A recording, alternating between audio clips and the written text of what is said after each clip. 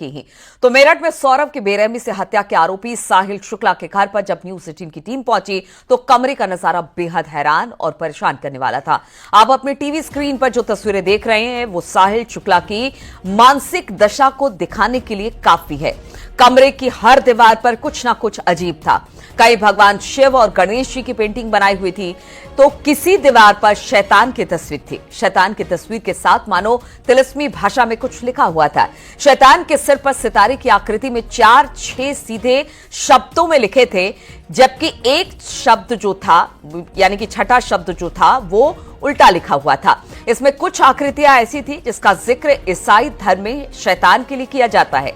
सौरभ की हत्या का आरोपी साहिल शुक्ला नशे का भी आदी था। इसका खुलासा भी उसका कमरा करता है। कमरे में न सिर्फ बियर की खाली बॉटल्स थी बल्कि दीवार पर एक ऐसी पेंटिंग भी थी जिसका मतलब था कि सिगरेट की हर कश को बांटने चलो। कमरे में रहस्यमयी आकृतियों का खुलासा तो खुद साहिल ही कर सकता है, लेकिन कमरा ये बताने के लिए काफी है कि उसका दिमाग शैतानी शक्तियों और तांत्रिक साधना में भी चलता था। ये तस्वीरें आप देखकर समझ सकते हैं कि किन किन तरीके से किस किस तरीके की तस्वीरें ये बनाता था। नशे का आदी था। बताया जाता है कि तंत्र मंत्र के चक्कर और जो शैतानी शक्तियां उसके चक्कर में भी ये पड़ा था। तो ये 3 तस्वीरें आप देख रहे हैं। सिगरेट का कोटेशन जो आपको दिखाई दे रहा है, साथ ही दीवार पर अजीबो गरीब बातें वहां पर लिखी गई है, कुछ ना कुछ आकृति वहां पर बनाई गई है। घर में बिल्ली भी दिखाई दी। तो कहा यह जा रहा है कि उसका जो दिमाग था वो शैतानी शक्तियों को लेकर शायद वो तंत्र मंत्र भी किया करता था, साधना भी किया करता था, इसलिए इस तरह की आकृति उसके कमरे के हर कोने में देखने को मिली। शब्दों के उलट फेर की भी बात सामने आई, यानी कमरा देखकर साफ तौर से अंदेशा लगाया जा सकता है कि उसकी मानसिक स्थिति किस तरह की थी। क्या वो किसी तंत्र मंत्र के चक्कर में उसने ये हत्या की, और इस हत्या के बाद अब ये जांच का विषय जरूर बना हुआ है, लेकिन कमरे को खंगालने का काम और कमरे के अंदर की तस्वीर आप देखकर जरूर समझ सकते हैं कि ये कैसा व्यक्ति था।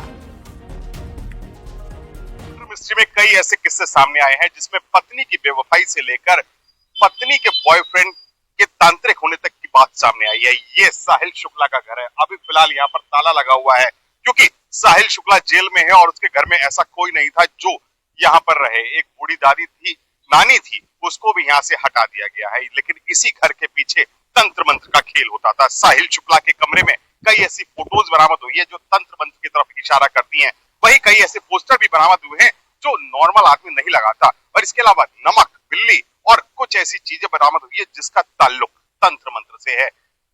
मुस्कान ने कई रातें कत्ल के बाद इसी घर में गुजारी थी और ये माना जा रहा है कि साहिल स्पिरिचुअल था। साहिल भूतों प्रेतों से बात करता था और इसी बात का फायदा मुस्कान ने भी उठाया। मुस्कान ने स्नैपचैट अकाउंट बनाया साहिल की मरी हुई मां का और उसी स्नैपचैट अकाउंट से साहिल से लगातार बात कर रही थी। और एक दिन वो आया जब उसने साहिल को उसी स्नैपचैट अकाउंट से सौरभ की कत्ल करने का आदेश दे डाला। उसने साफ तौर पर यही लिखा कि सौरभ का वध कर दो और उसी का आदेश मानते हुए सौरभ ने नृशंस हत्या की। सौरभ की नृशंस हत्या की गई। साहिल शुक्ला ने उसके हाथ पैर काटे और उसे ड्राम में भर दिया, जिसके बाद दोनों हनीमून मनाने के लिए मनाली चले गए। जिसके बाद अब जाकर जब इस कत्ल का खुलासा हुआ है तो दोनों को पुलिस ने गिरफ्तार कर लिया है और इस समय वो जेल में है।